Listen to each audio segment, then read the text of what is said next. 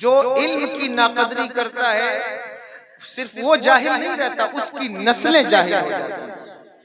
اس لیے علم والوں کی ناقدری نہ کرو، ان کی اہمیت کو جانو، سمجھو کہ یہ کتنے اہم ہیں۔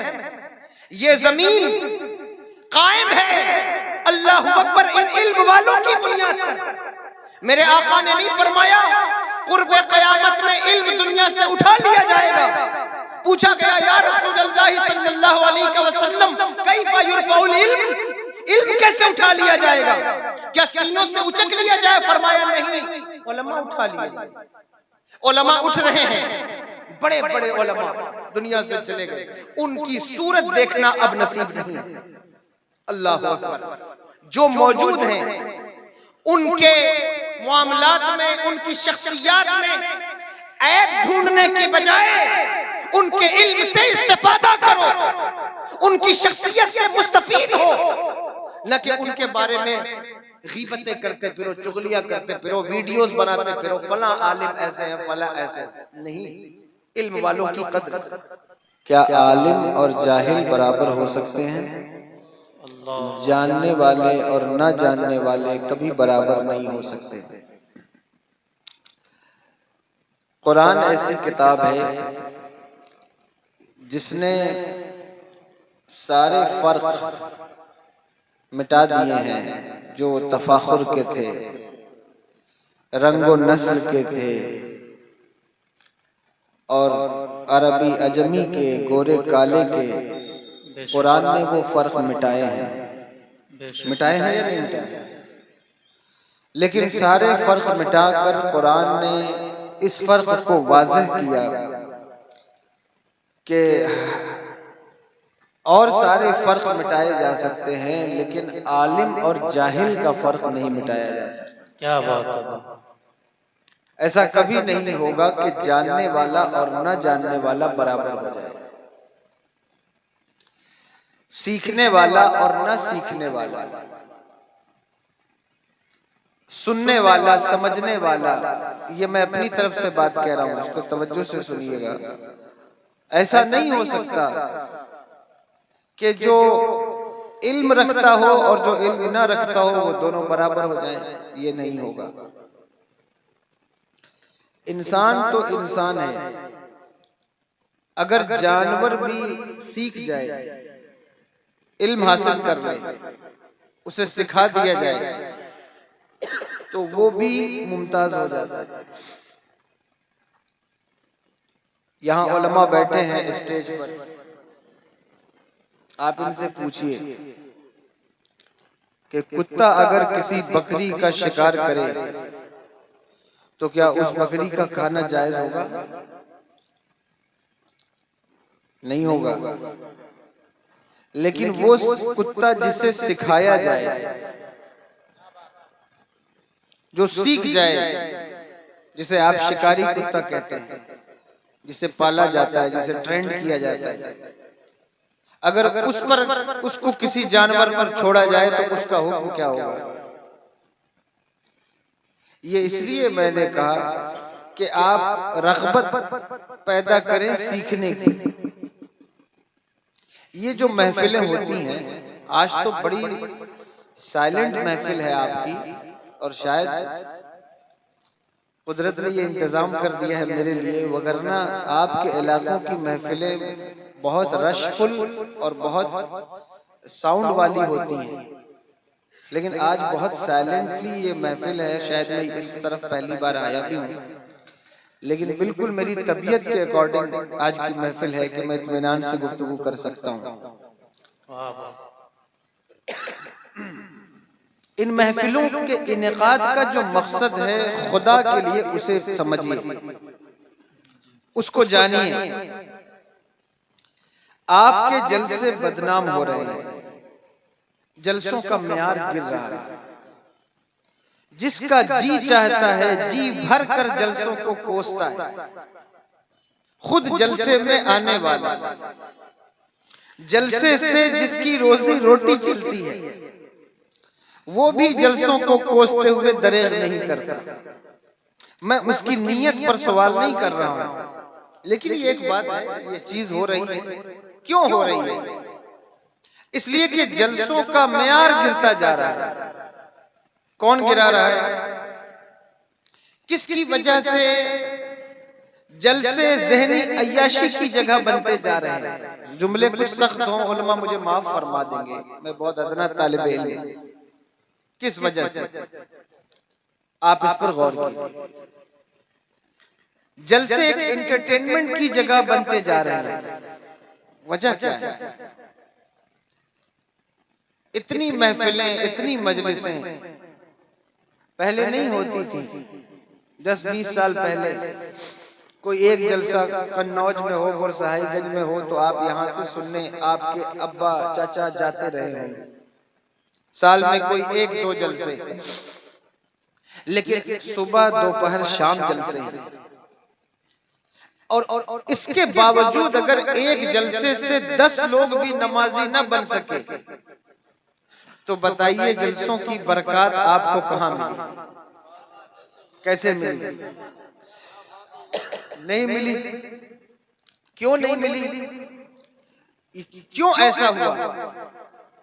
آج دنیا کے جتنے اسکالر اور محقق اور دنیا پر جلسوں پر مجلسوں پر اپنی نظر رکھنے والے لوگ، تبصرہ کرنے والے، آرٹیکل لکھنے والے، اصلاح کرنے والے، مصلح، اگر ایک بڑی جماعت جلسوں کے خلاف کھڑی ہو گئی ہے، اس کی وجہ کیا ہے؟ کیوں ایسا ہوا ہے؟ اس کی وجہ یہ ہے کہ جلسوں سے جو فائدہ مل رہا تھا اب وہ فائدہ شاید کہیں مل رہا ہے، کہیں نہیں مل رہا ہے. پورے طور پر میں انکار نہیں کرتا.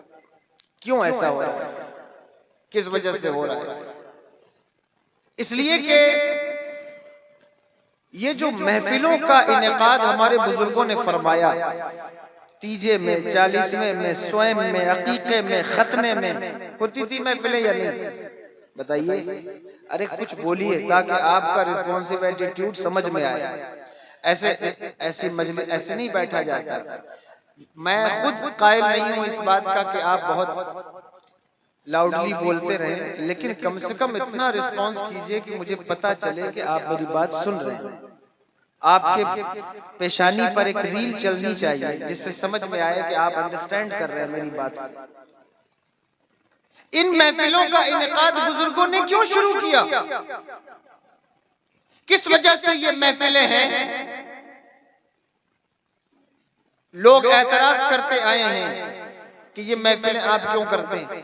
تیجے میں محفل، سوئم میں، خطرے میں، عقیقے میں، نکاح میں، 40ویں میں کیوں محفل کرتے ہو؟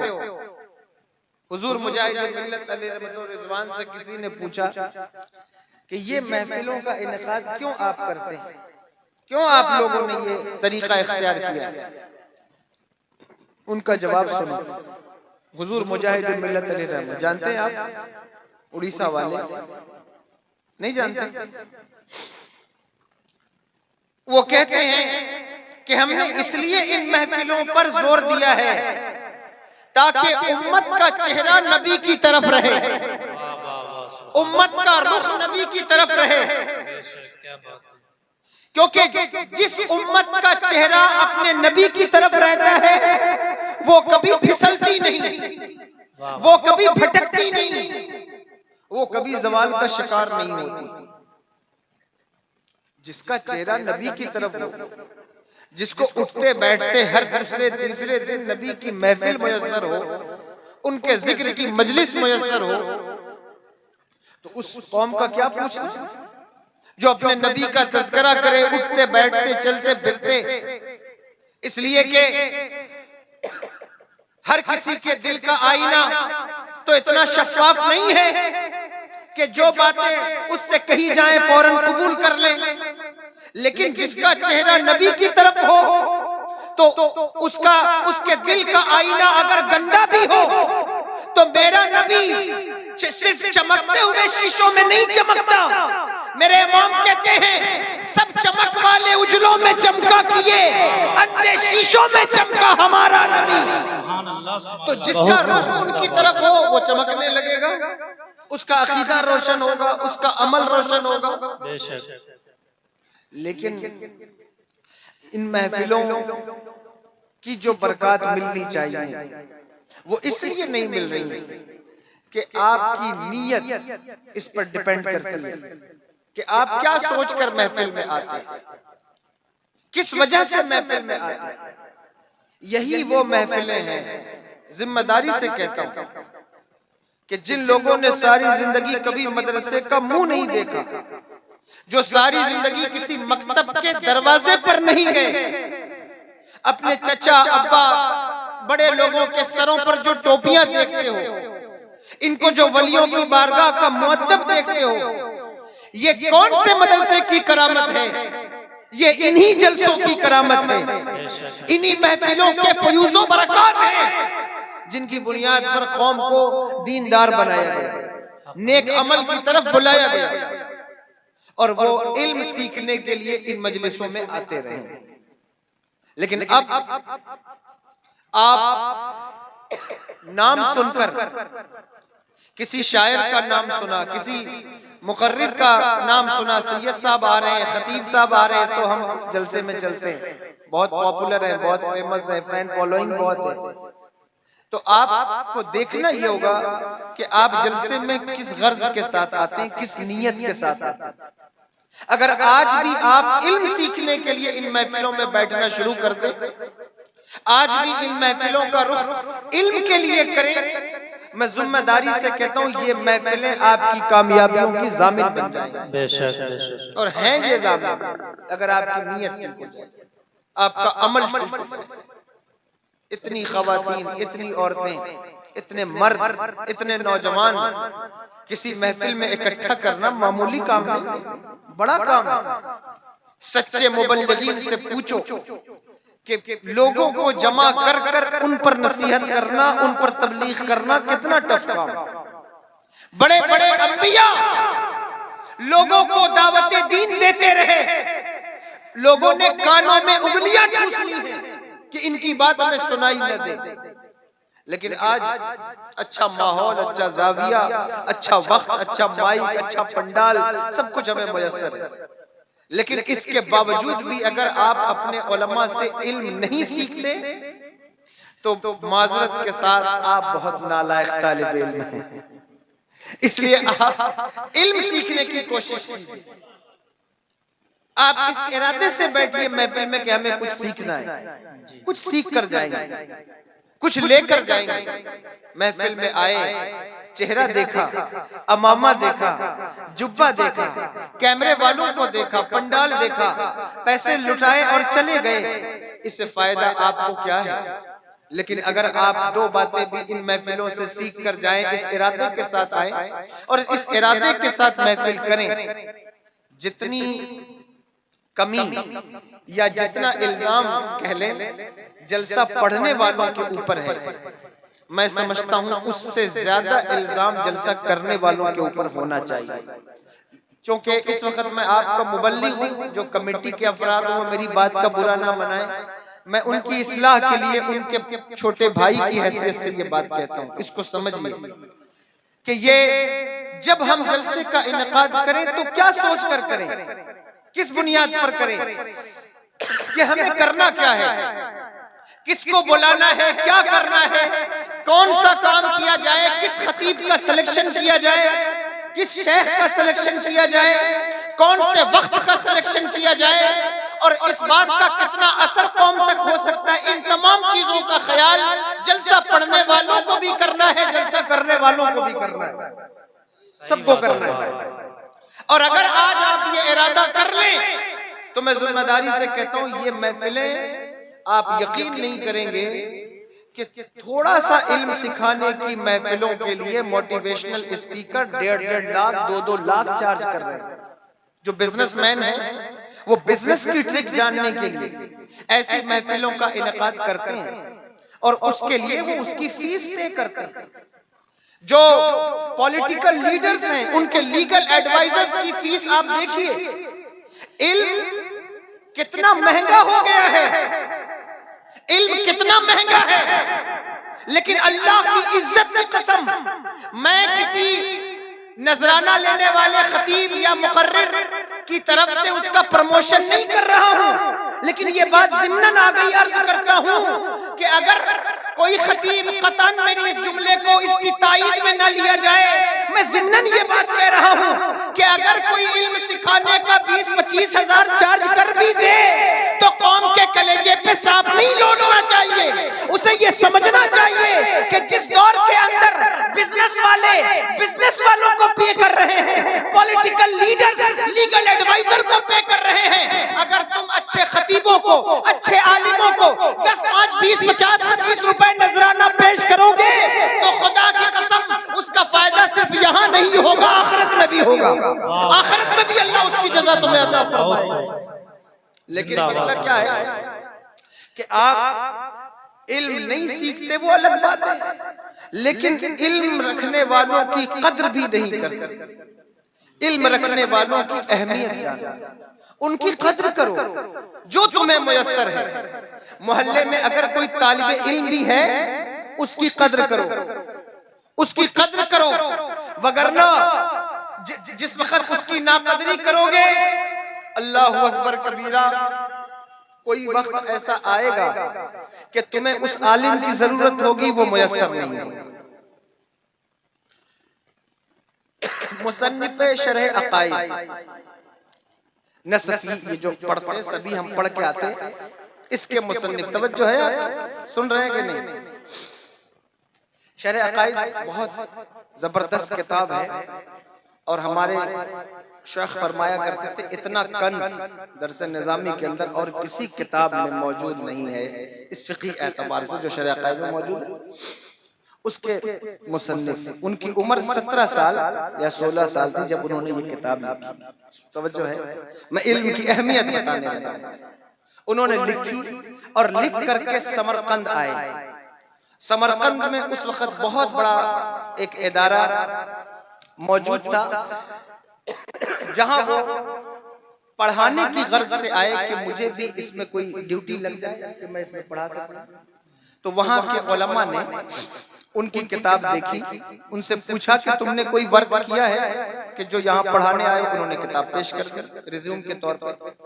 کتاب دیکھی تو دیکھنے کے بعد فرمایا کہ تم ابھی بچے ہو اور ابھی تم بیٹھو، تمہاری ضرورت ہوگی تو تمہیں بلا لیں۔